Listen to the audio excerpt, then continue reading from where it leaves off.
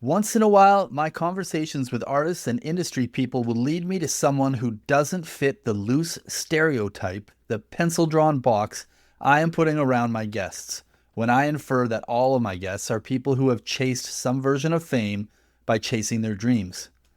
It is limiting, and I admit that. It happens quite innocently when you want to establish a strong premise, but the premise becomes the grounds for interpretation. So what do I say about someone who refuses the assumptions of our premise by boldly living out their own clear premise? Shaela Miller is an alt-country, new wave meets Americana artist out of southern Alberta. She has released 3 full-length albums and growing critical acclaim since 2017. By her own admission, she doesn't want to be famous. Famous would mean not being able to stay in Lethbridge, her community, where her band has always been from, where she started her own hair salon, where she has developed opportunities to develop the next generation of young music hopefuls, where she can garden. Ambition, it should be noted, is present within the pursuit of fame, but can also be fully realized apart from all the trappings and expenses of chasing fame. Shaela clearly has ambition, as already noted in the career span and the entrepreneurial community efforts. It's just that she has translated that into an at-home work ethic, not grand investments in attention and reach. If you're listening to this episode, you might be in danger of missing it. She is not claiming to be an artist who also likes to garden. She is Shaela Miller, who is an artist and likes to garden. Both characteristics, fully her. And her ability to wear both so comfortably is how she evades the boxes even a simple premise like ours might attempt to confine her to. My name is Glen Erickson. This is Almost Famous Enough. Thanks for spending your time with us. This is Shaela Miller.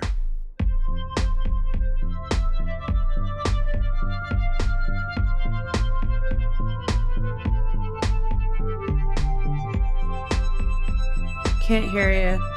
It's because my microphone was off. Because my dog's having a nightmare. I was trying to get this lighting better. Can you see me? I can see you. You just did something that gave you a little more light just now. I brought a lamp over. Well, Is that there better? you go. Yeah. Kind of like being dark anyway.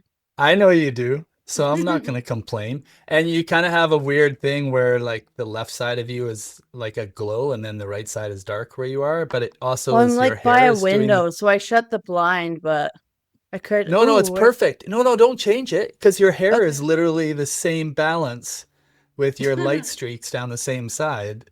Nice. It's aesthetically pleasing, Shaela. Okay, good. How are you doing, friend? Good. I'm pretty good. Can I vape on here? Frantic day? Mm-hmm. Yeah, you can vape on here. Crazy day? Yeah, just a crazy day. Kids are crazy. Well, I'm really happy to see you. Yeah, I know you too. we've taken a couple of attempts at this, right? I know. I miss you. I mean, let's be honest. Like, yeah, exactly. I miss you too. Like, I love all of our chats. I'm making you do it on a podcast right now, but I always look forward to any time we're crossing paths. I think the last time I saw you was at Folk Fest. I didn't get to see any of your workshops on my schedule, but I saw your performance on the stage that's right behind the big main stage, which was a lot of fun.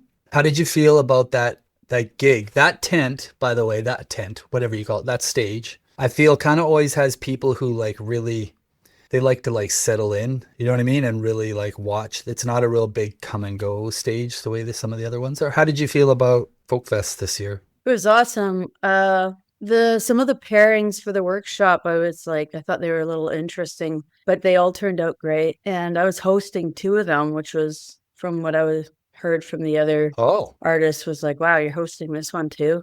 It was fun to host. I like hosting because I'm pretty funny. And I think I put the other artists at ease with my silly shenanigans.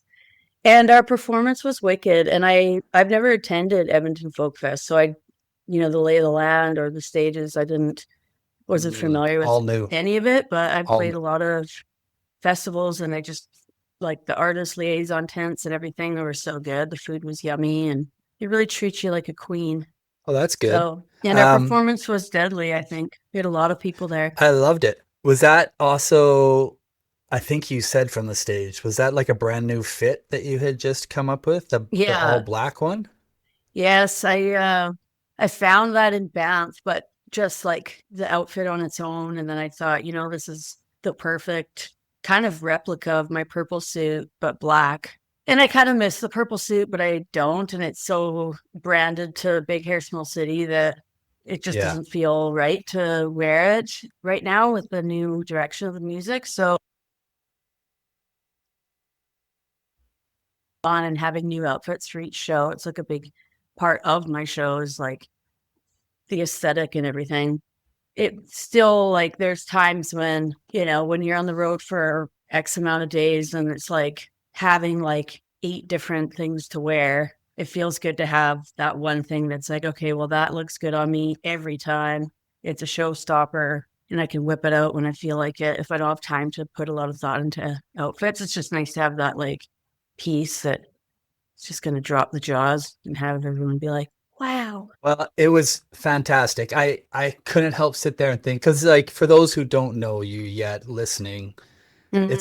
it's a full one piece, right? Like it's the whole Yeah. um and it looked hot.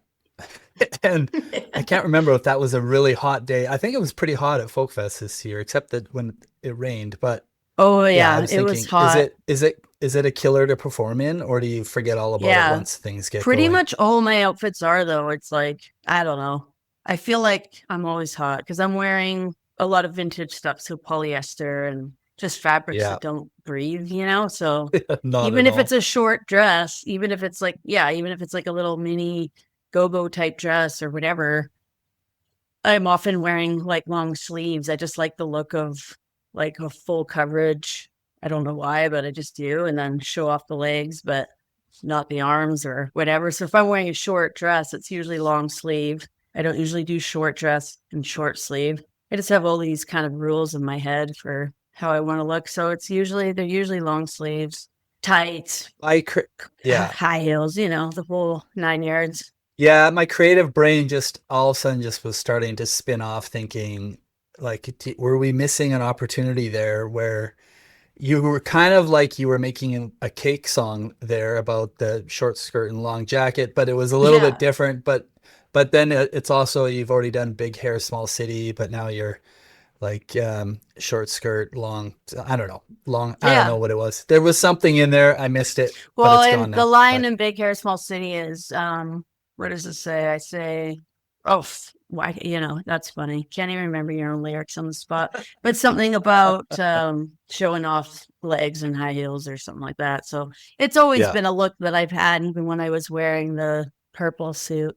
And before that, with Bad Ideas, the record before that, I was wearing this like short polyester, like green dress. So whatever. yeah, I just kind of like with After the Masquerade, when I released that, I'm like, I don't want to be tied to one outfit. But then after a few years of not having the one staple fit, it was like I realized that there's a place for that. And I kind of missed having that like option, that like show yeah. stopping option, that if I'm not in the mood to create a funky outfit, whatever it might be, then I'll just whip it on. Well, And sometimes when we are playing festivals at night, because even if like hot summer night, hot summer day, if we're closing a festival at 11 or 12 or something like that, it's not hot anymore. It's cold and the bugs. yeah. So when I'm wearing the suit, I'm protected from the bugs. The only place they can land is my face or my hands. The practicality of it all.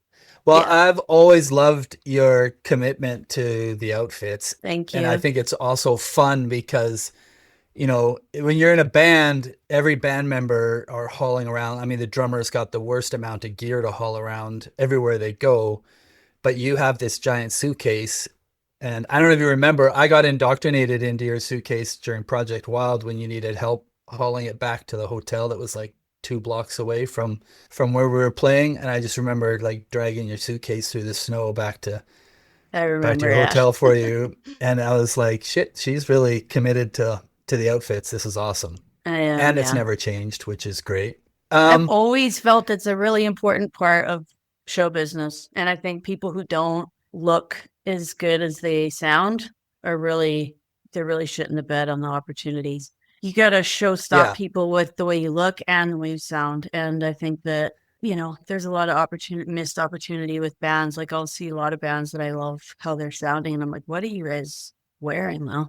It's like a Yeah. package. Like It's showbiz. like we had one time in history, the early days of grunge, before people actually started trying to look grunge, when Hmm. to look like you weren't trying was the actual thing to do. Hmm. Probably. I can't think of another era or genre set where you can get away with it. So it's surprising to me, like you say, when you see anybody not trying, right? It's true. In what But they're even if doing. you analyze that era, it's like if you're thinking about the women, let's say Courtney Love, she looked deadly, like big red That was the lips, curated, yeah, insane those hair, like torn slips, fishnets like was sexy pretty. slips and fishnets. It's like, yeah, it looked like you don't care, but you look, unique and deadly. And then, I mean, even further back, I mean, yeah, I guess we're talking about that era, but there's just even Kurt Cobain, whatever, they all had a thing. They all just looked emaciated and cool. That's what I love. Okay, so I always like to go through somebody's timeline, and there's some things that I don't know about you, which gives me a great chance to talk about how you got to Sure. where you are right now. But I know that in the middle of that, what I hope to weave in is I get to talk to a lot of people, and I've been able to talk to like my friends, which is a lot of fun, which is why I'm excited when I get to have you on here. And of all my friends who I feel have such a rooted or grounded perspective on what it means to try and build a music career their own way, I've probably enjoyed yours as much or more than anybody's. And so I'm gonna try to hopefully give space for that to peek in here too. And you and I met through Project Wild, the Alberta contest, for lack of a better term, right? We called it a development program. The radio station called it a contest. We put the two things together, and you were a contestant twice. And so that's where we met. And so 2018, right, was the first, I think, year that you Yeah, were I in. think so. Yeah, that makes Yeah. sense. And and so that was my introduction to you. And that was the green polyester dress Hmm. and the really long black hair. And the very first introduction I had to you was just when we were choosing who's going to be in and opening the press photo, and that picture, which was so striking, of the huge black hair against the green dress. So the hair immediately has always been the thing coming out of Hmm. it, which I think is awesome. And yeah, and then even then you were in the Project Wild the second time, which kind of spanned a couple of years thanks to COVID shutting it down and then starting it back up. And there's a handful or more of times of people who tried to come into that program twice, a second time, and be successful, and probably about I'd call it a 25% rate of people being successful coming in the second time and kind of landing in the money. Anyhow, so that whole experience was my introduction to you. So I never really got a chance, like maybe with some others who I had already seen in a scene already of some Hmm. sort, playing or traveling through. And that kind of was timed with that first record. So I'm wondering if you could take me back a little bit to, like, maybe not baby Shayla, but a little early Shayla, because I'm getting to know you. I've figured out some of your influences, and you've talked about your past and the things musically, especially, that really Hmm. shaped you. As we'll talk about, you've been pretty fiercely committed to staying in Lethbridge, small city in Alberta. Hmm. I think there's a combination of influences making you who you are. And I'm wondering if you could just paint a little picture about how, you were like, I'm going to do this. I'm going to make music. I know that Lethbridge kind of had a really strong, like, thanks to the main club down there, its own like place for people to develop as a musician and stuff. So Hmm. I'm wondering if it started like in your teens, young? Were you already playing music? Was it after that? How did it get going for you? Well, when we moved to Lethbridge, I'm from Victoria, and then we moved here when I was just 11 or so, like just about to turn 11. And it was awful to move here, like to be taken away from my friends and stuff like that.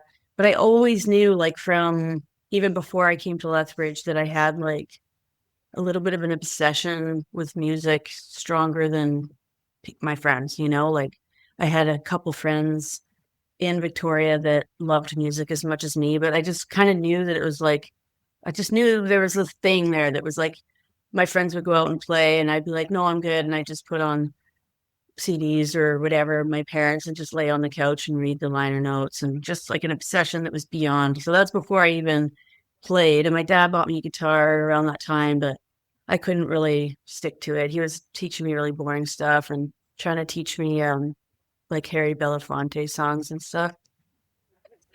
On guitar? And yeah. Oh yeah. You wanted me to learn like, yeah, anyway. He wanted me to play classical and all this stuff. And it was like, no, I don't want to play nylon string guitar. Anyway, it wasn't until I was about 14, living in Lethbridge, bought a bass, met some friends that were always busking downtown that are a few years older than me, that I started to jam and realized that, like, you know, I didn't really know for sure about anything. Everything was so up in the air. But the one thing that was always like something that helped me process things or whatever was music. So even just as a listener, and I was eclectic in my taste, like all the way from my youth, listening to like either, you know, Everly Brothers to like Tool and Nine Inch Nails and, you know, everything in between. So I kind of switched from playing bass with those guys to them teaching me guitar, which I already had, but, you know, starting to figure out how that goes. And then just realizing that like all I wanted to do was sing, and I didn't even think I could sing, but I just started to do it, started to write. And I was writing songs by the time I was 15, 16.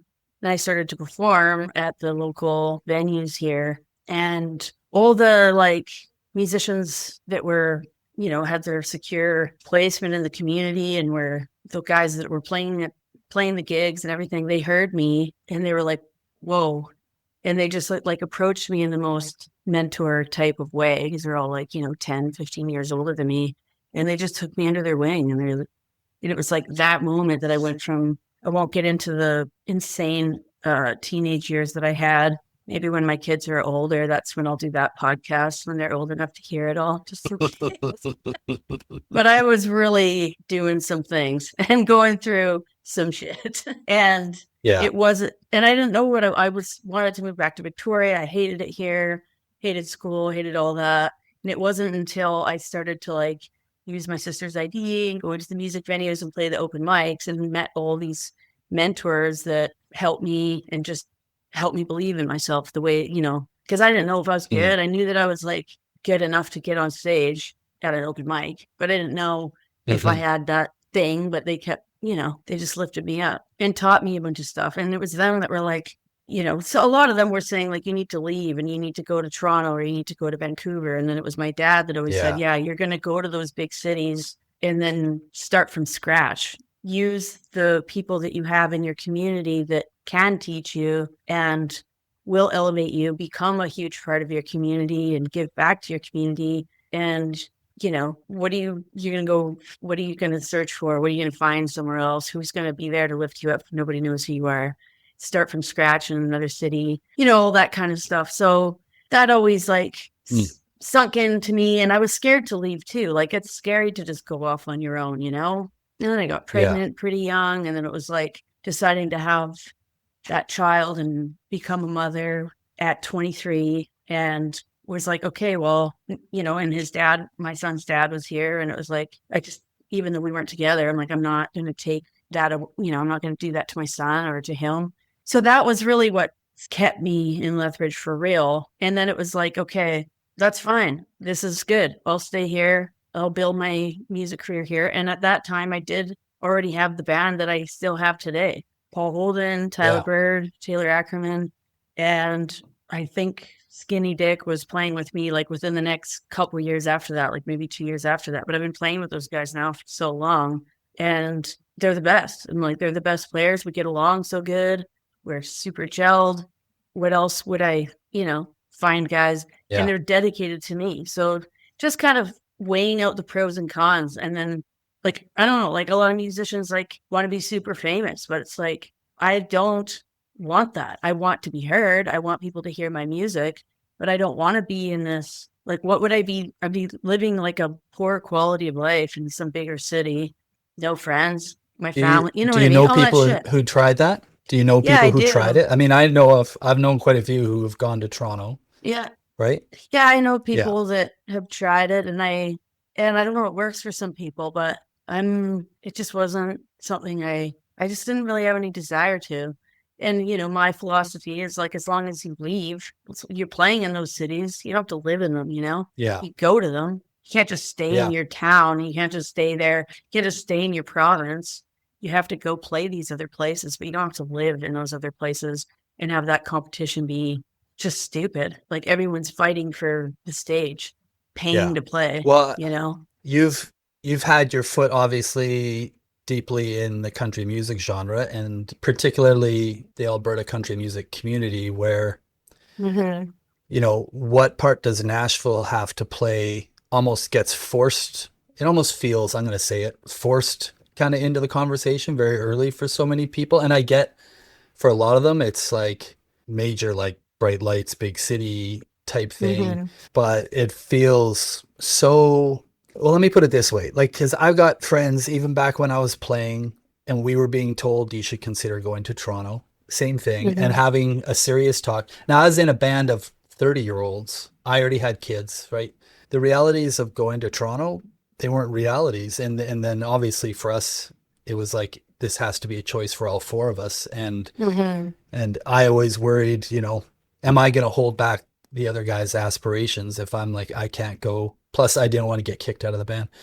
But Nashville's even a bigger one. And I think, like what you're saying, kind of, I never saw almost anybody go and then see their trajectory continue to rise. Does that make sense? Exactly. Like, And well, that's kind of that's what I think. It's like, I think your trajectory rises when your community builds around you and lifts you up and supports you. And like, maybe people invest in you or whatever it might be. It doesn't matter. It's like, for me, it was like weighing out the balance of like the quality of life I was wanting to do. It's not about how hard you're willing to work. It's like how hard you're willing to just be happy, like to work to be happy. And like, I just saw myself like, I'm not going to be happy doing that. I still want to, like, I like to garden. I like to sew. I like to do so many things. Like, it's like, yes, I love music, but like, I don't need, if I let music become something that controls every single decision I make, then maybe I won't love it anymore.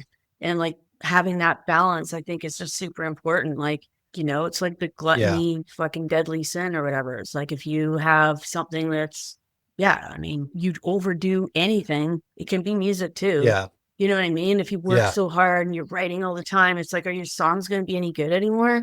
Or do you need to live little bit of life, go through some shit, yeah, and then take a minute and like force yourself to sit down and write about that. And it's like, bang, beautiful song. It's like if you just write the hits or get caught up in that kind of world, then it's like music isn't doing for you what it always has been. And then it just becomes a job and less of like a yeah, passion. It becomes this thing that you're like, you might end up presenting. And for Nashville, for yeah, me, it was never really like, even during like the heavy duty country years of my career, it was never a thought, because to me, it was like people go, different country music people are going to Nashville. I'm more of a alt country punk rocker chick, even in the depths of the country. That's like, I'm not yeah, going to Nashville. That's not the kind of place for an artist like me. That's so, I'd yeah. have like some nice old ladies tell me sometimes that I should go to Nashville, but and also like Canadian and American Idol. But it wasn't Oh, something really? that Oh made my sense God, to that's me. funny. Oh man, I can't. I'm sure like every single singer has had thousands of people say like, "Yeah, have you ever thought of auditioning for American Idol or whatever?" No, ma'am, I have not. But thanks for asking. Yeah, it's sweet that you think highly enough of my voice or my talent Hmm. to suggest the thing, but you have no context.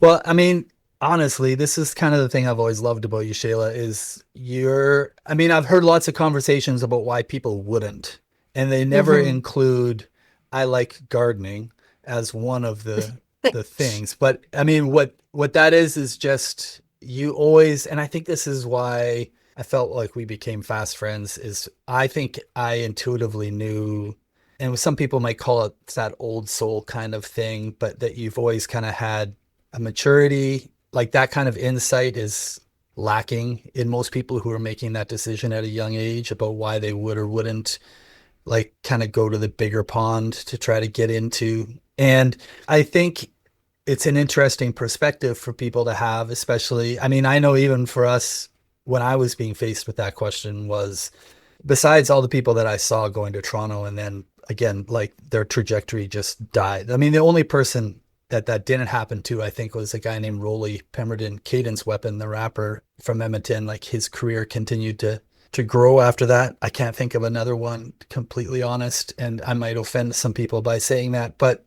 it's all a little bit relative. So let me dive into this part for you then, which well, first of all, let me just caveat really quick. So never, the other thing I like is like your willingness is just to say your opinion, which I think is so great. And I'm going to tell a little story, which is one of my favorite stories of you. I've got some good ones, but one of my favorite stories of you is second year of Project Wild. And my favorite thing about being part of that entire program all the time was literally hanging out with the groups of artists when artists come together, when you're not performing, when nobody's watching.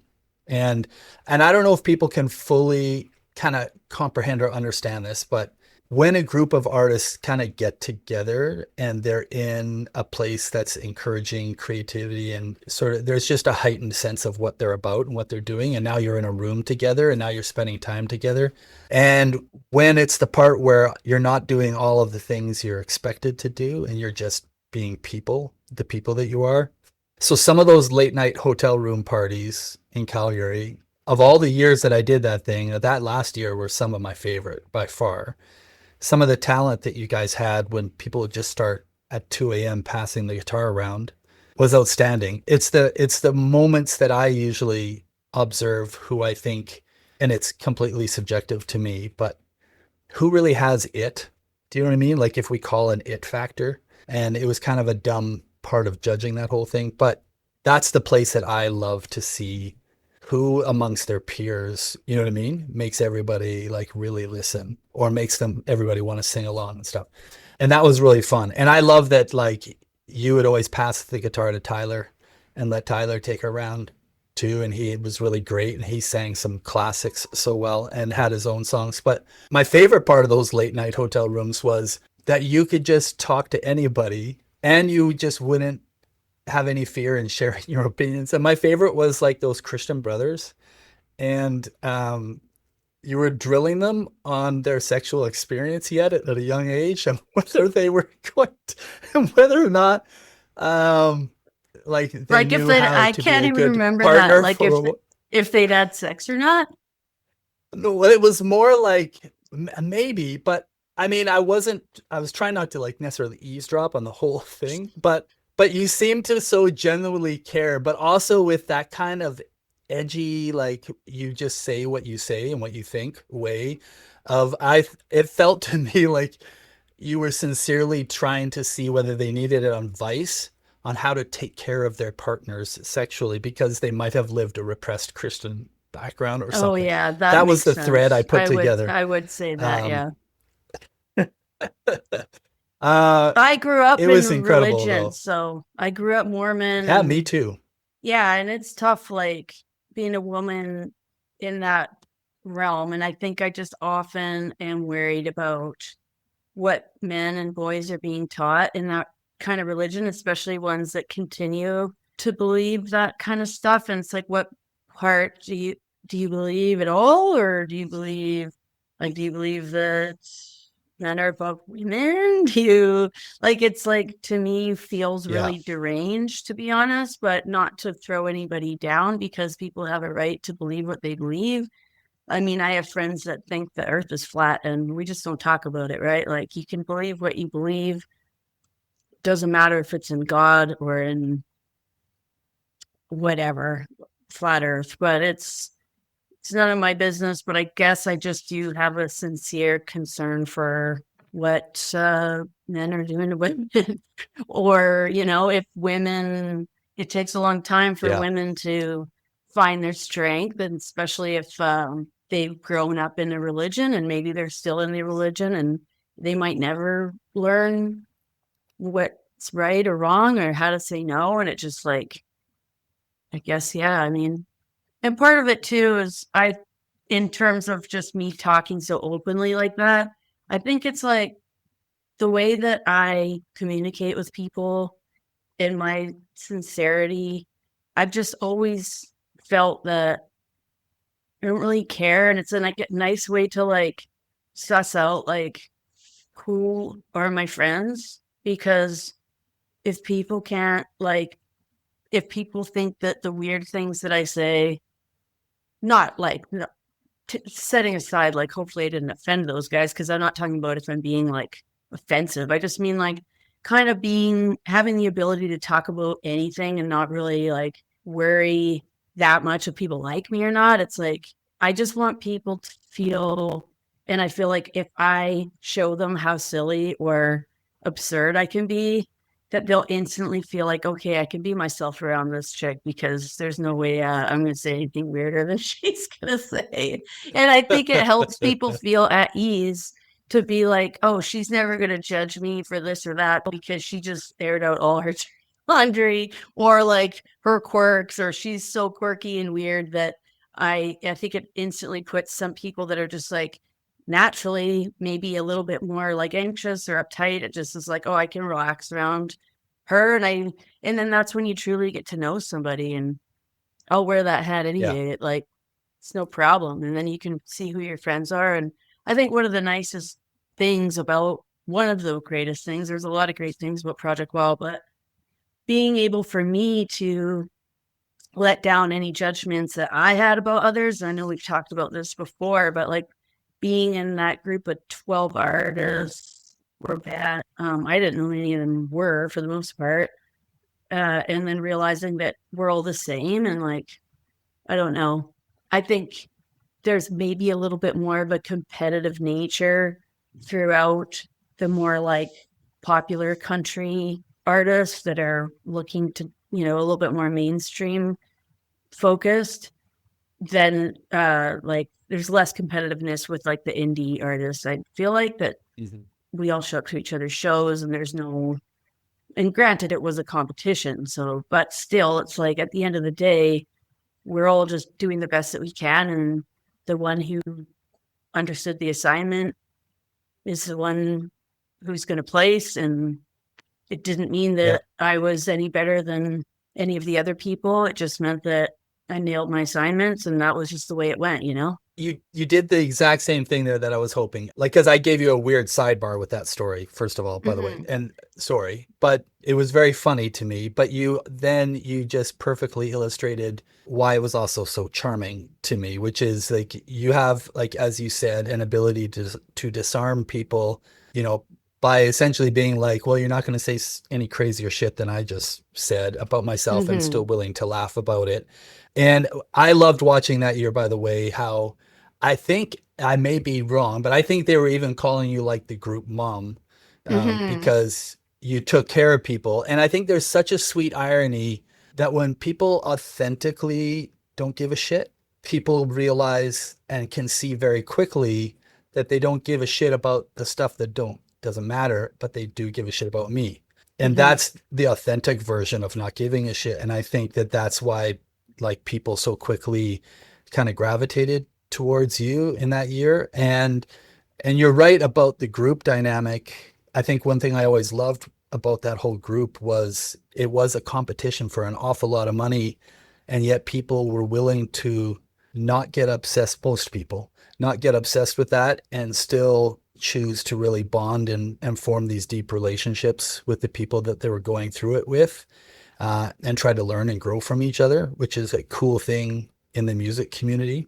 Yeah. And the other cool thing you said was really winning came down to like knowing the assignment and nailing it, which, and that was the part for me being on the business side of it, the other side, where like I was responsible for deciding what kind of those, the competitions or the things, the challenges that you guys had to do, which were supposed to represent things that would hopefully help build into your career, or some of the things that you'd want to try to figure out how to excel in, but also as a way for, I think, artists to show people who had to make that big decision, whether or not they understood themselves really purely. Like some people don't, and a lot of people used them, and they'd come up with things that they just thought we wanted to see, right? Yeah. Versus who you really were.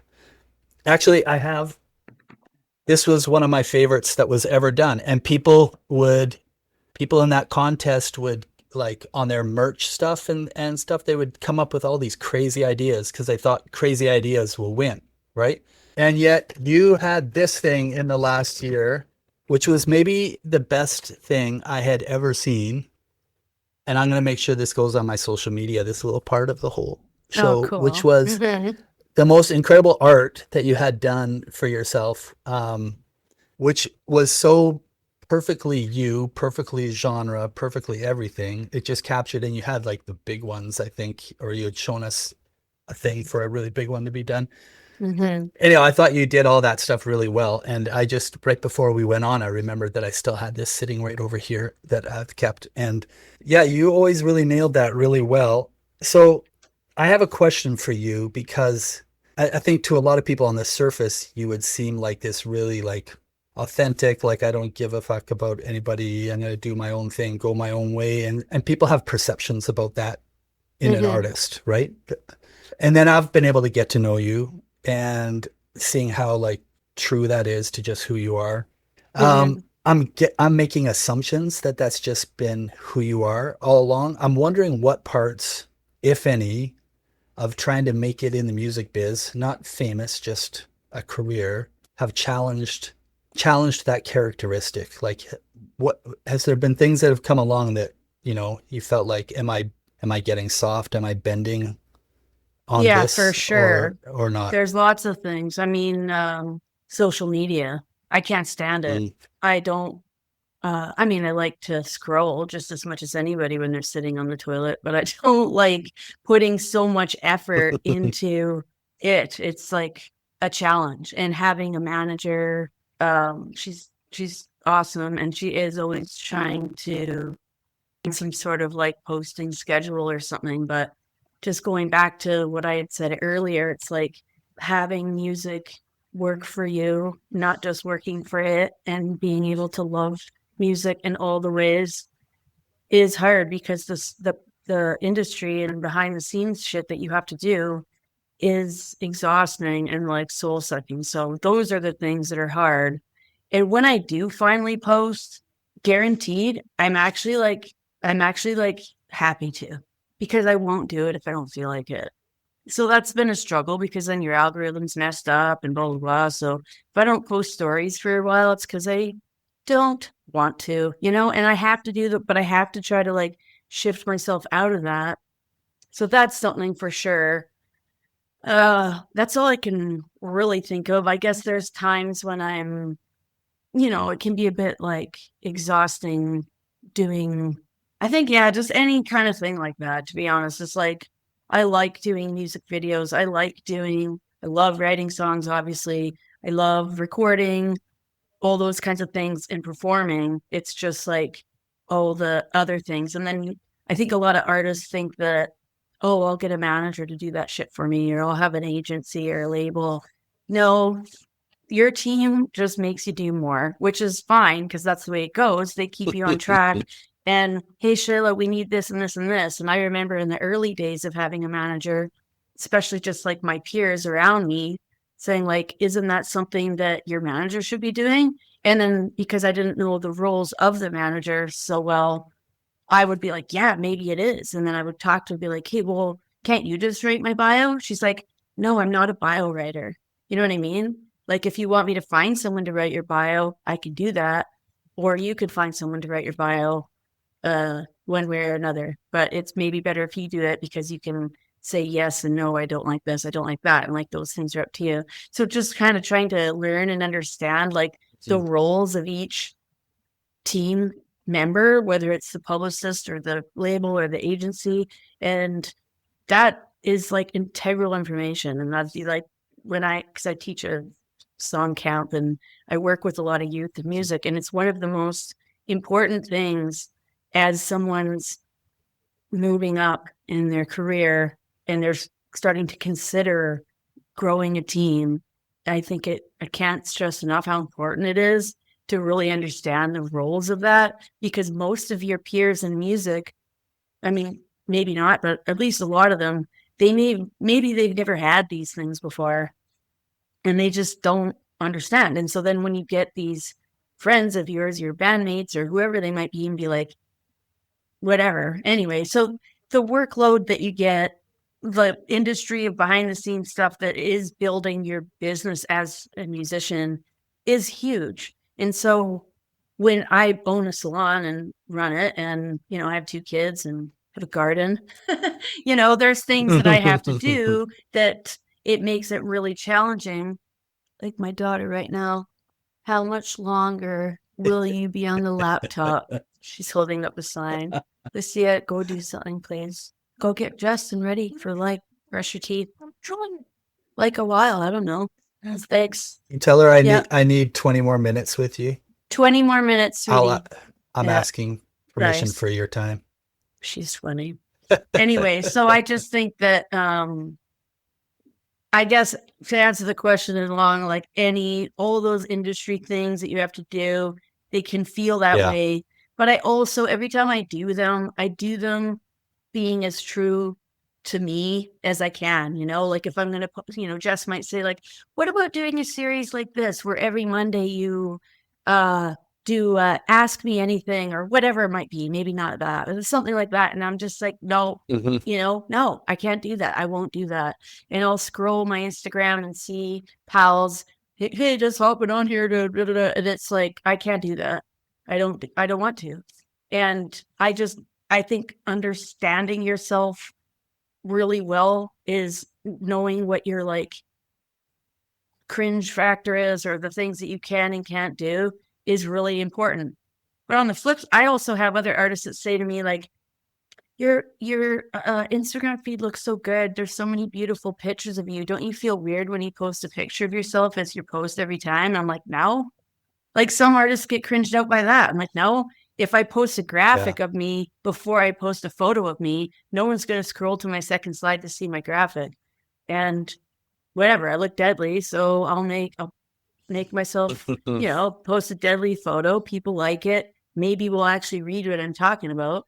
And so there's certain things that I do that cringe other artists out in their own way, not in like a rude, maybe privately cringe them out. I don't really care, but not caring what they, you know, someone who's like gets cringed out by something that someone else is doing is like when I see my friends say, oh, I'm hopping on here to do this, I don't get cringed out by them. I admire them for them doing that. If that's what makes them feel good and they clearly feel comfortable, like Drew Gregory does it all the time, and he's my buddy, and I see him do it and it makes me smile. I like seeing my friend. I can see that he's genuinely happy that he just won this award or whatever it might be. It doesn't look forced. If I did it, it would look forced, and it would probably make my viewers uncomfortable or something, or maybe it wouldn't, but it's in my own head. So I think just understanding that clear line of like, and maybe someday I'll get to the point where I can do that, or I feel, or there's a way that I can do it that doesn't make me uncomfortable. But I don't know if I answered the question. Well, but yeah. No, you perfectly did. I think one of the hard things, because I mean, you drilled into the social media part, but really that is such a predominant thing that I end up talking to a lot of artists about, right? The joke, the most prevalent shared joke right now is like, I didn't realize I was going to have to become a content creator, right? Oh, yeah. Instead of an artist. And how much work that takes. It's not just, it's so much work, but it's not just that. No, like that's going back to what I was saying about like the salon and my kids and everything like that. You can see why, what I was going to say back then, why people who are really going for it and gunning for a life as a musician don't have another job or decide not to have kids, because it literally these days takes so much time. Like Allison Brock, who's a friend of mine, I do her hair. She's radio host on CKWA, right? You know her. She told me a long time ago, Shaela, an hour a day on music is all you need to do with your busy life.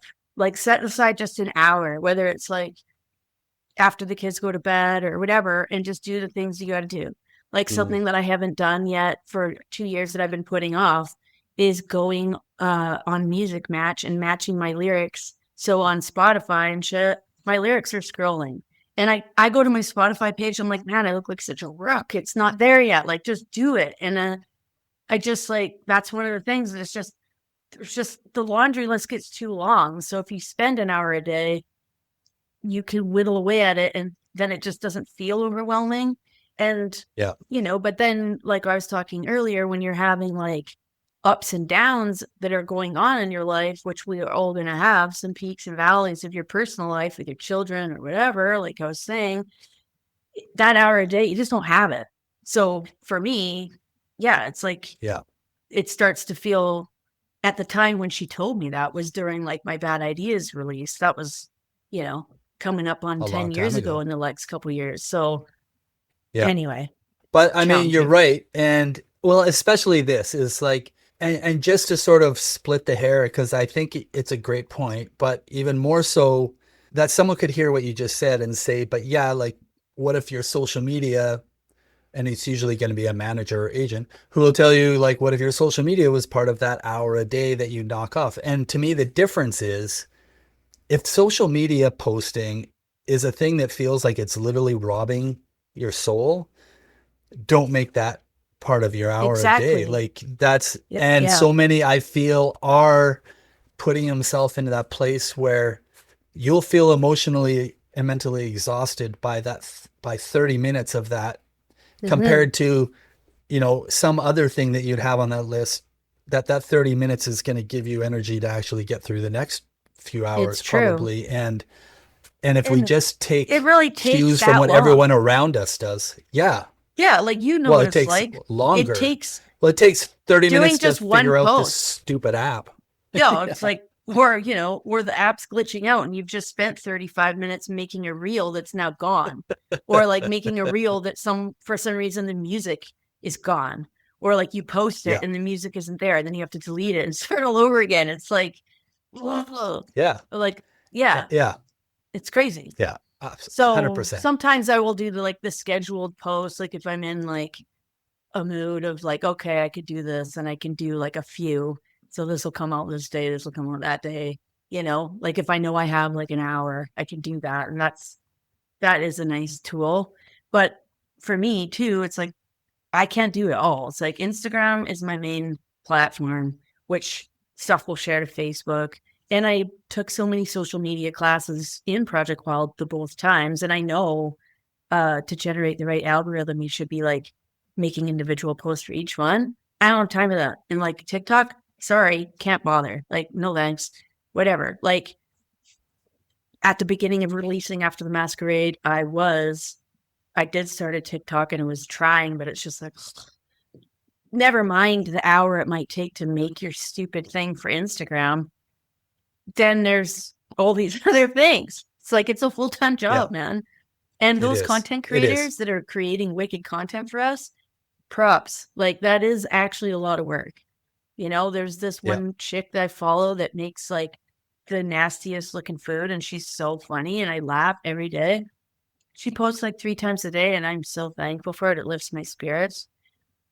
I can't believe that all that work she does. It's all of it. It's crazy. We just want to make music. That's awesome. I know you do. So you did drop in there the girls rock camp, and you've been doing that for a long time. And I love seeing your posts about that, because you post the shit out of that stuff when you do it, and it's awesome. I mean, that stuff makes me feel good to share because I'm doing it for them, and it's like a little bit different. But so what I'm doing is the Lethbridge Youth Song Camp, and it's affiliated with Girls Rock Camp. The money raised for it goes to Lethbridge Girls Rock Camp. And like the founder of Lethbridge Girls Rock Camp is the other main coordinator with me for the Lethbridge Youth Song Camp. But it was really important to me when creating that it wasn't just for girls, that anybody could come. Before I started that, I was teaching the South Country Fair Kids Rock Camp for about 4 years until the pandemic changed the festival and all that. But working with anyone, any gender, whatever is like, and I think teaching boys, being a strong female leader for everybody. Not that I don't think it's important to have a safe space for girls to feel, but I think it's also really important that young men learn from women and can learn to work together with women and not have it be such a boys' club. And I think the intermingling for me is really important. And maybe it's because I have a son and I have a daughter and I see all the different angles of things. Yep. I don't know, but it's pretty much, one of the best things I do is the Life But You song count.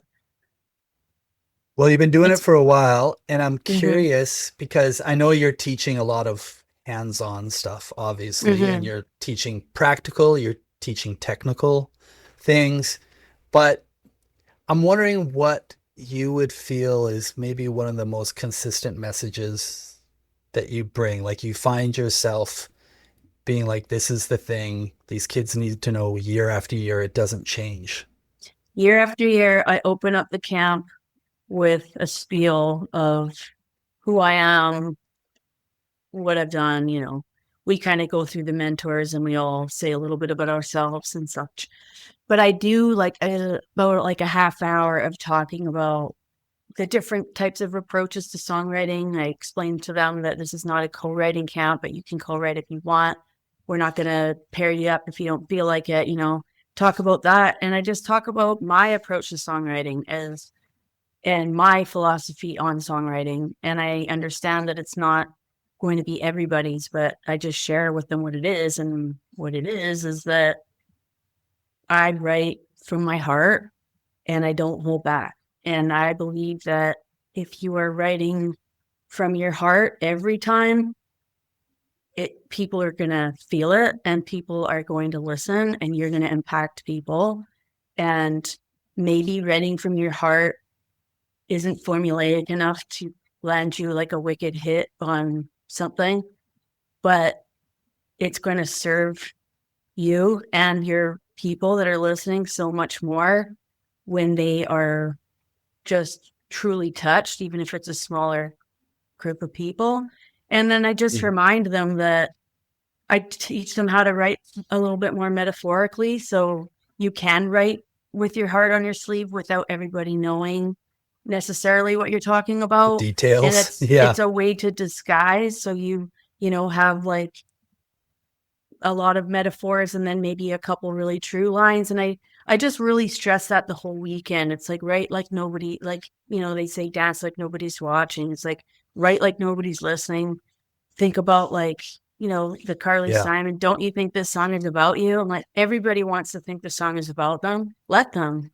That's what's going to touch them. Yeah. If they think the song is about them, whatever, but don't write this song or don't shield yourself from what this song could be because you're afraid at the showcase that your parents are going to be there or your friends are going to be there, because 9 times out of 10, we're overthinking that anyway, that people are like intellectually evolved enough in their mind to actually people are always just going to think it's about them. They just are, because it's just like the natural way. I don't know, or they're going to overthink it or they're going to underthink it. It's like, you just have to, I don't know. That's kind of like what I say in a nutshell. And it actually turns out that every single year, I've had the last 2 years, I've had to take days off. The previous year from last year, I was so shocked. I'm going to try not to cry at the songs that they wrote that I couldn't go to work. I had to cancel my clients. And I think that me giving them that message really helped them open up. And the songs that they come out with are just so, so touching. And to know that we, the mentors, were able to help them process some of these really intense emotions is the greatest gift on earth. So, I think that's so beautiful, Shaela. Yeah. And I mean, I've always been really proud of you for doing that. And that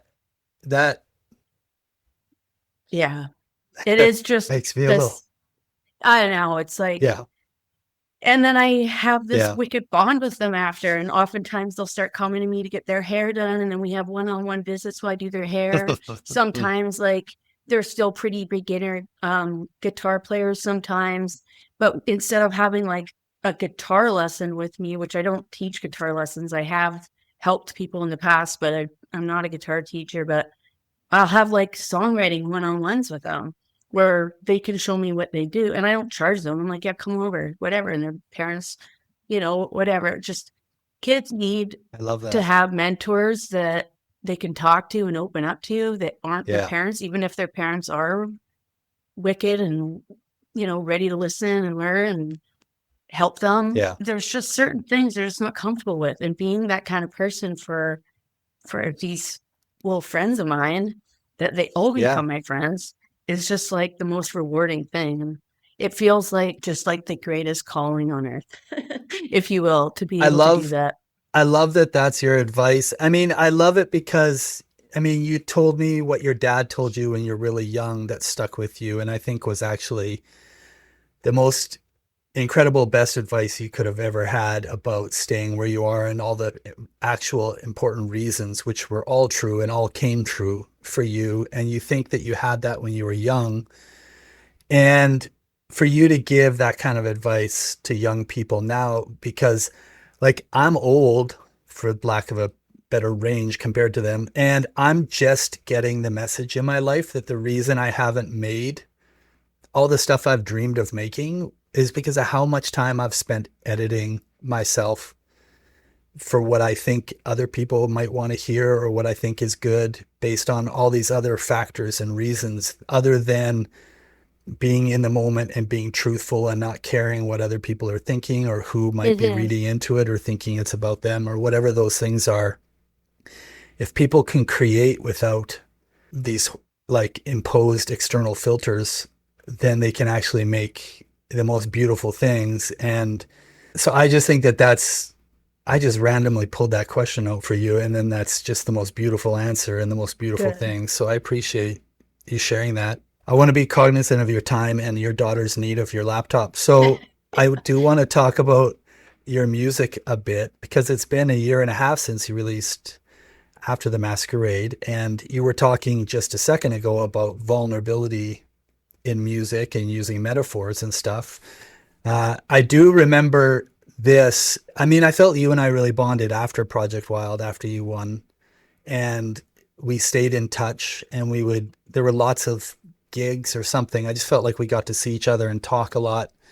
And I was just always really taken by how seriously you cared about your music. And it's not like I don't know a few hundred artists that seemingly care about their music a lot, but there's just maybe it's just the way that you cared about it so much. And I've had this a few times where I feel so privileged that people send me the music they're working on.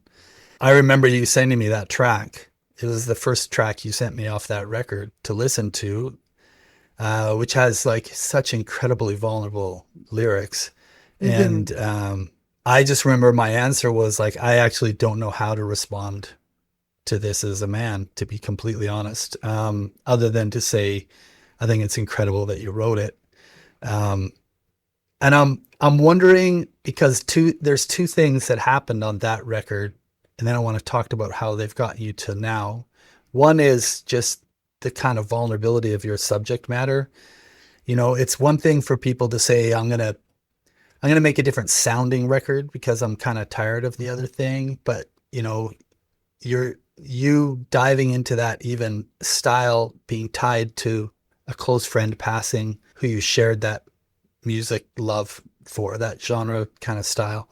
That's pretty deep, right? That's a very deep connection to that move, as well as just changing genre for a sense. You didn't like massively jump off of the train, but I'm wondering, it's been a year and a half.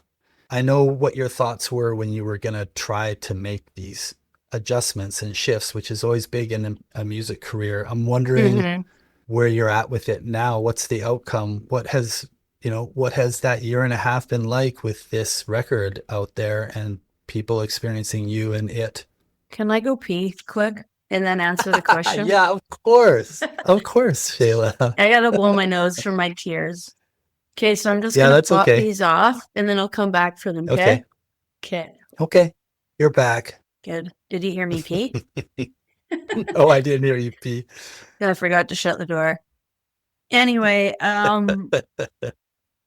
okay, so I think a lot of the same. So some of the main concerns I had were, as much as I wanted to stay true to myself, I also didn't want to alienate my fans and make them feel like it was such a departure that it was, I've listened to artists before that have really changed their sound, and I'm usually on the realm of like, oh, this is cool because I like so many things. But I just didn't want, like, I just received so much support and had a nice fan base already that I just didn't want them to feel like it was, I don't know, turning my back on them or something. And that was hard because it's like doing things for yourself is so important and staying true to what you want to do. But there is like that balance of, anyway, the outcome was awesome. I mean, I had a few people, would they tell me anyway? I don't know. But I did have a few people say, I'm like, yeah, I kind of like the last two records more, but I Was it the still really Canadian like Idol this. ladies? Yeah, stuff like that a Was it bit. them? It's more of that generation. But most of the people, including like radio DJs and the publicists and stuff that reviewed and all the different whatever, it was like just an outpouring of like applause for being able to stay true to my approach to songwriting and lyrical growth, and this just having a record that's so sonically different but so still Shaela Miller was just like the goal. And I being able to achieve that and just grow the audience to people that, maybe I always kind of had a fan base anyway that were like, I don't like country music, but I like your music. Like I'd get, if I had $1 for every time someone said that to me. And I'm friends with Core Blend, and he said the same. He gets that all the time. I don't like country music, but I like Core Blend or something. It's like Yeah. such a nice compliment, even though it doesn't make Yeah. sense because it's like, well, you do then actually. So maybe don't say that you don't. It's like, but I'm not gay, but I don't mind kissing another dude once in a while. yeah, Like, exactly. well, then. Yeah, Yeah. exactly. But so Yeah. I already knew, like, standing in the stage, especially in my hometown or home province, it's like I'm looking out at people in leather jackets and like, they're not all, I got a wide range of fans as it is, people who like eclectic music. So I figured that it was going to be good, but just seeing that it was and seeing the respect and appreciation I was getting from everybody from being courageous, I guess, by just doing it and being able to just walk that line of like having it evolve, but not alienating my fans, Yeah. I mean, we talked about it a bunch at the time that you were making those songs, and I loved it. Obviously, I couldn't wait. And all the synths and stuff was just something I was really enjoying, I think, at the same time, which maybe is partially why, but I don't think I really fully understood it, Shaela, until maybe the next couple times I saw some of your shows, right? Because you would play some of the new songs, and then, you'd pull something like even Big Hair, Small City that kind of has the rockabilly swing to it. And then, the people who love that would all of a sudden jump up and start doing the dancing. And I think those moments for me were very palpable, right? Where I'm like, oh, these are the real tactile experiences probably for you performing of, and like, I can see where that greater like concern would come from of like, you experience it 10 feet away from you of whether or not they're going to jump up and dance or whether that's all that they're there for or not. So I think it's nice to hear that you've had a strong experience of how wide and varied your for sure supporters and fan base are. Yeah, like in observing that, I think you would have seen some of the shows that were very early of me performing those songs, and like the record maybe was not even out yet, but was coming out. So people weren't familiar with that. So I would have witnessed things like that. Like, for example, shortly after, just before releasing the album Big Hair Small City, you know, people weren't jumping up yet either, right? Because they're still like, do I like this? This is new. I haven't heard this before. I don't know the words to this one. You know, they're doing all that analyzing of like, they're just not familiar with it yet. It's like the first time you pop in an album, it's like, it's not till the second or third listen that you're like, I love this album, you know, like you might like it at first, you're like, oh, this is good. Mm-hmm. And the second time you listen to it, you're like, oh, this is really good. And then the third time you're just like, I can't not ever listen to this again. I have to listen to it every day, you know? So it just takes time, I think, for your fans, even like your diehard fans, to grow into any new album. So even if it had just been like a brand new country record, I think it would have, I know it would have had the same kind of, it always has that same hesitation. Like anytime you're like, this is a new, I mean, think of any kind of massive stadium concert you've been to that you're like, whatever, say it's the Smashing Pumpkins, and you're like, everyone's just waiting for them to play like songs off Siamese Dream and Melancholy and stuff like that. And Yeah, like, you know, yeah, okay, this new stuff is always. cool, but where's my hits, and where's the ones I love my whole life? So that stuff happens. But I was really nervous about the live aspect of it, like how I was going to weave the sets together. And at first, on our album release tour, I was doing like, if we were playing a 2-set night, I would do like After the Masquerade front to back, and then the second set would be the other stuff. So that was a mistake. I thought it was okay, but whatever. But now, like after a couple years of this, we've really learned how to just intertwine the two styles, and it kind of just works. I mean, even some of my country stuff is more blues, right? So like crying blues and songs like that, and I'm just like ripping like blues. It's like, it's not really country anyway. The only thing that makes it country is if Skinny Dick's playing pedal steel, but he doesn't always come on the road with us. So it's, I don't know, just being able to intertwine it all. And definitely now from the stage, after the record's been out there for a year and a half. I mean, in November was when I released After the Masquerade as a single. So that song has almost been out now for 2 years. And yeah, when I'm when that first comes in, like everyone's up, you know, it's like, it's now the songs that people know, and now they're dancing to it all, and it's not just these two separate things, you know. Well, I saw that at Folk Fest, so I think that's a very astute sort of observation, and a very obvious level of growth in figuring it out. And because I feel like you were talking about the fans, and you're right. I think the fans are quicker to make that adjustment and adoption. They don't live with a whole bunch of really rigid internal categorizations. It's more so when you probably try to send it to radio or places that want to either, is she country or is she not country, as if it's so binary, right? But a lot of those systems are very binary, unfortunately, because and it makes it hard. And I love that you sort of mentioned Skinny Dick's steel playing, because like to me that was always the thing of, I was waiting the first few times to see you play live to be like, how does his steel work its way into new wave? I couldn't wait. But again, like saw some stylistic playing on that instrument that I probably wouldn't have gotten to see anywhere else by him finding a place in that music, right? Well, it was a big part of the journey of like the recreation of it, was the tying of the two genres together to make it kind of like this new wave country. It kind of was an integral role in that. And yeah, I mean, everybody in the band was just stoked. They felt the same as me. Like, we've already made good country records. Like, I was like, I'm not doing it, you guys. Like, I'm not. Like, I made that decision honestly, I think before I even was in Project Wild on the 2021.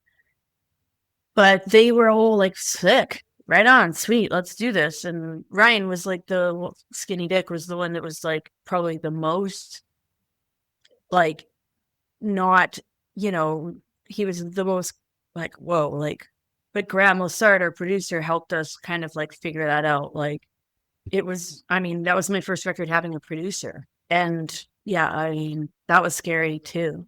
I'm a bit of a control freak when it comes to like my music because I know what I want and what I don't want. And but working with him was amazing. And my next record I'll be recording in January is going to be with him too. Okay, well then here's the really big question. Mm-hmm. Skinny Dick Ryan is your partner, Mm-hmm. and he plays steel, and you're a control freak. I think everybody would want to know how that dynamic works out when you're telling him what to do and what to play and He's stuff, or how does fun. it actually happen? It's all I good. think, and when I say control freak, I think I mean more like in the studio with like the outcome of the albums. I'm definitely like in our rehearsals, which I'm going to right after this, by the way. uh, Nice. I'm listening. We're all contributing in a lot of Mm. ways, but there'll be certain things where, um, say on Waterline, like I wrote the kind of the lead guitar part that's just like this droning thing for it. And for some reason, I don't know why, but Ryan just like couldn't get it. I'm like, no, don't lift off your finger.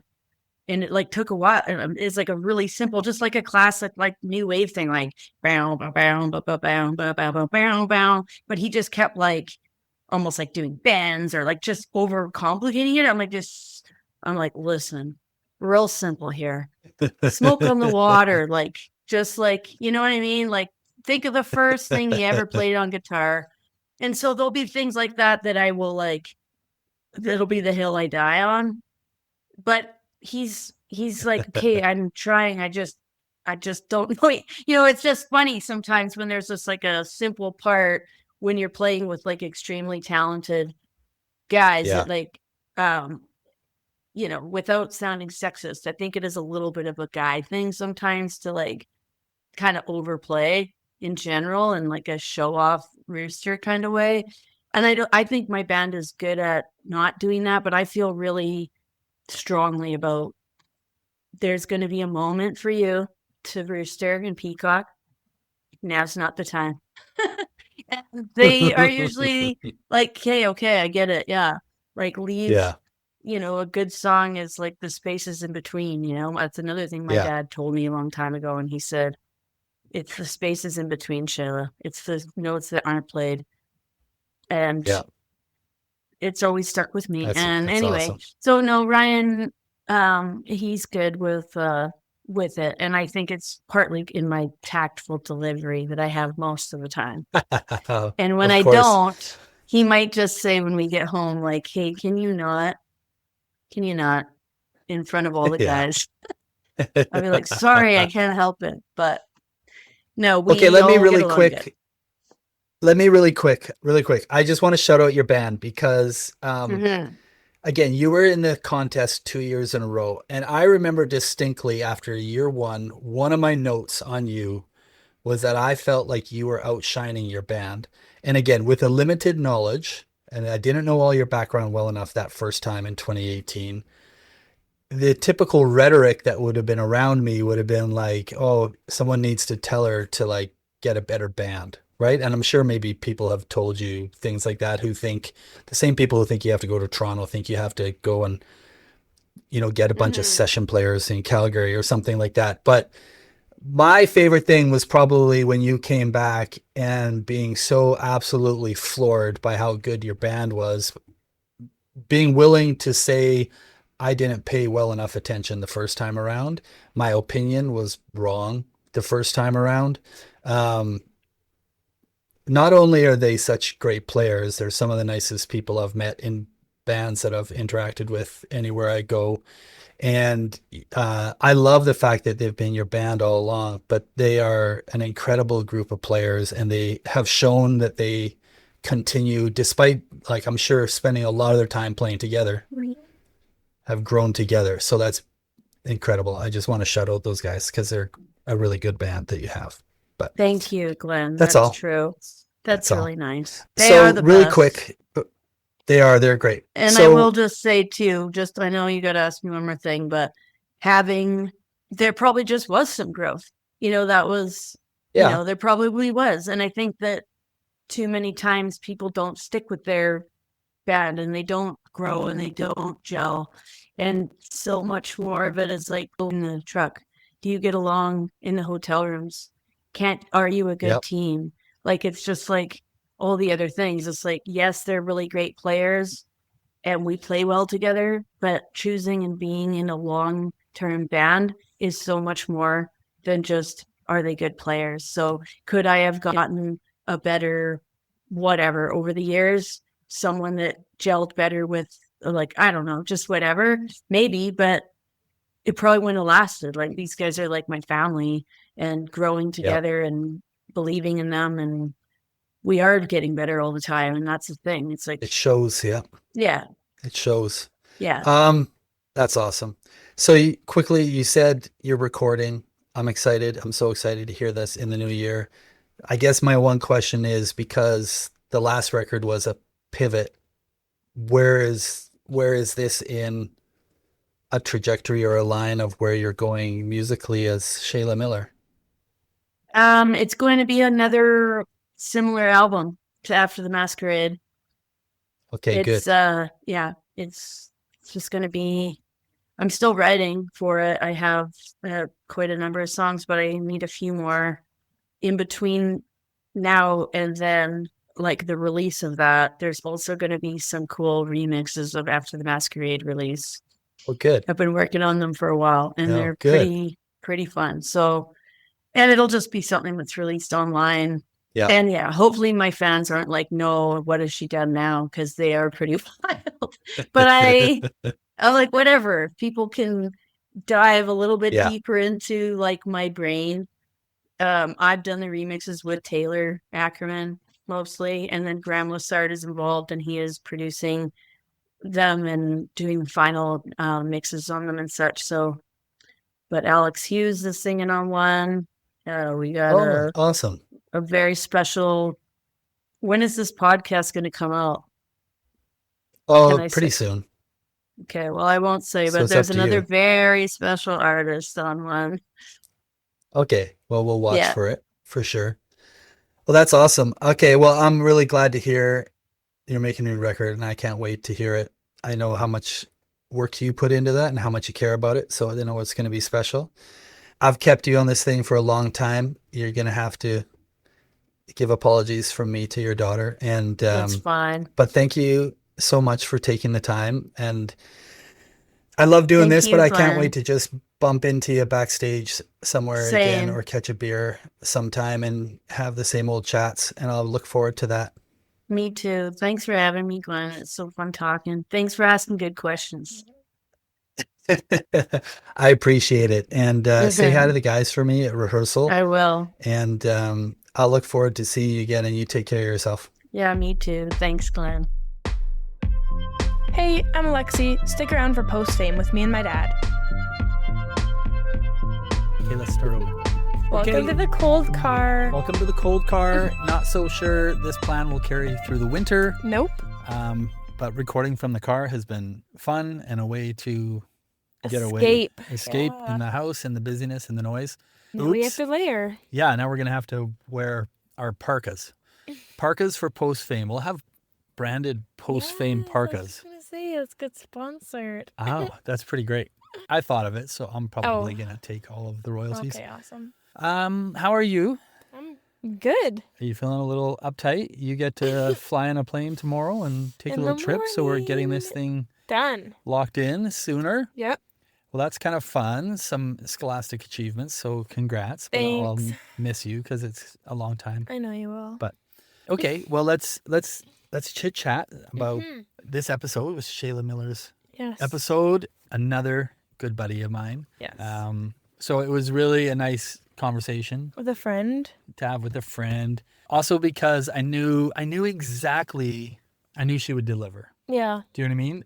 And by deliver, I mean like Shaela doesn't put on an act for anybody or anything, which is literally her thing, if you want to call it that I just absolutely adore about her. Yeah. And And I was like, I just want to have that conversation. And of course, she just showed up super real. Like she had all kinds of stuff going down in her life, and she still showed up, and she kind of wears it on her sleeve.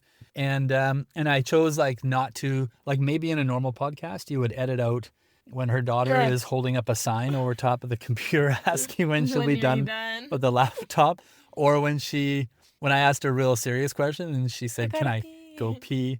And then she went, and what I did edit out was like, I just kept it rolling, right? So then there's all this blank space. And then she comes back and she's like, "Could you hear me? Because I left the door open." And I was just like, that's just so perfect. That's absolutely awesome. So perfect. I love her for that. So it was a enjoyable one for me. And I felt like I think maybe I told you this. Did I tell you this before I had recorded or after, that it made me feel, going all the way back to like my very first conversation with Dan Mangan, was me, going through his sort of timeline and arc and sort of trying to hit the highlights. But he had so many, I don't want to use this word too harshly, soft opinions, right? He had so much to say about just the business and why things the way they were compared to how they are now, and what he really thinks about all that stuff. He was so free to share that. And she kind of had that same spirit to me. Here's my take. Yeah, she was willing to sort of give her take on a bunch of stuff, which is really what I want to pull as much of that in to every episode as possible, because I think that's what we want to hear from people who are doing it. Yeah, and she's been, as you can see, she's been doing it for a long time. Here's the other thing I kind of noticed in retrospect, which I really liked, is like, if I wanted to go back to the timeline, well, there was a clear point to her where she like started realizing she could like sing and even start making songs, and the people around at those open mic things and whatnot started noticing and coming to her like support. And every artist sort of, I think, has that. But I think what I really enjoyed is like, it was really a blurred line. Like there wasn't some version where she all of a sudden said, and then I decided to take it seriously. And then I started forming a band, and then we started writing songs for a record, and then we released a record. Like it was just there's like noticing like points in the timeline where it's like, this was it for me. It was like one long good story. Yeah, and I loved that angle from her. Yeah. So that was one of my favorite parts of the conversation, and just getting that sort of perspective about her life and how she kind of came to it. Yeah. Yeah. Can you guess what my favorite part was? I hope it's not the part where she got me choked up. No. Okay. That'd be rude. Huh? That'd be rude. I did like that, because I like seeing that you can be genuine, like even on a podcast. But well, I wasn't prepared for it. You weren't ready for that? Like not even like genuine, right up, yeah. like right up to the moment, right? Which was like, I was like, oh my goodness, like I just wanted to tell her like, that's just so beautiful. And then like she got choked up, and then I was like, and then I wanted to say the words like of how I thought that's really beautiful, and I appreciate and then I just like, you just feel that thing where you like need to stop talking for a second. You're like, I'm gonna cry now. I'm verklempt. I need to pinch my nose. I don't know what I got. Well, I'm glad you weren't expecting that. That wasn't the part. It'd be kind of weird if you were. Okay. What was? I liked. Okay, I mean, you kind of touched on it, but it's what we had. I think one of the first things post recording that you'd come to me and like told me about. But is that like when she was talking about like what she posted on Instagram, how she was like, basically she was talking a lot about posting and like I asked her what parts she doesn't like or are hard still. Yes, we're hard. And like I like though that instead of just being like negative about it, she explained that like when you see her post, like that's her wanting to post that, because like, and I think that's very genuine also, because like even with Dan, and this is like in no kind of negative light, but he's like, you got to promote yourself, you got to like put in all this work, and he was kind of saying like there's so many hats that he wears, but like a lot of it is social media nowadays, and how much like you have to post. And I think I've heard it from a lot of like artists that you've had on, of like how much you have to be active on social media these days. But I kind of like that she's kind of just like kind of F that narrative. Like I'm just gonna do what I want, and that's just gonna be it for me, and I don't care. If I'm gonna be really honest, right, you have to, and this is gonna sound like a diss, and it's like 0% a diss, because this is literally what makes her exactly her, is that she said, I can't remember if it was a little earlier or a little after, she made a very clear statement of like, I'm not interested in being famous. Yeah. I'm interested in being able to keep doing this. I love it when people can hear my songs. Yeah. And the more people can hear my songs, the happier I am. And if I can connect with them, I'm super happy. Yeah. So you have to literally connect, I feel, the dots between That and the posting. I can say middle finger to the expectation of how much content you have to create to be in the awareness cycle Yeah. and be happy then with the career you have. Yes. Versus Dan, who's achieved a lot of success, right? He's won Junos. He's like solo, like he's very active. but he's also recognizing good at if I that. want to sustain that level of a career, right? That's that what I he's mean. achieved, Like that's he his knows, thing. he has to do the thing. He knows what he accepted it. wants and he knows how to get it. But I like that she's Exactly. also aware enough to be like, I don't want that, and also I don't want to post, and those things go hand in hand. Yeah. And then the other part of that saddled onto that was that she was like, most people, I got criticized, she said, because I just posted mostly pictures of my fits and myself, but I looked wicked. I love. We also talked about that, yeah. Yeah, which I love when she's just like, she talked about her band and he's like, they sound wicked. And then she's like, my outfit was wicked. Anyhow, that's love the to other see a stuff. woman winning though. Like, love to see a girl who's that confident.